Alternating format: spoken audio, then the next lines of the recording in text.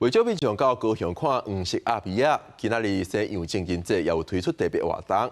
黄色阿比亚会踅港口一年了后，会登去爱河湾参另外一只阿比亚小赌，看起来那像咧收金。也那伫咧假期也有元老庙举办联谊活动，希望看出好姻缘。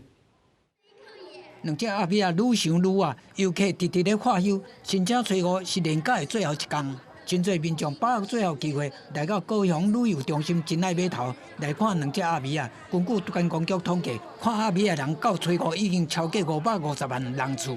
知道是什么样的活动？就是两只鸭子会就是相亲这样。哦，其实热闹程度差蛮多的、规模其实也差很多。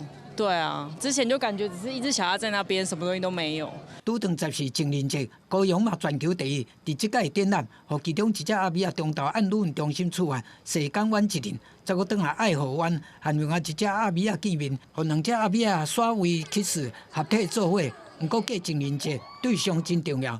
嘉义大好英宫月老庙初五的抛绣球活动，有500个单身男女参加。抛绣球的差不多20对哈，有这个成就感哈，他成就感让他们在陆陆续续在办哈，让他们更多人参与。我妈的心愿，她帮我报名的。那人跟人之间就是缘分嘛，那既然抛到了，就好好认识一下。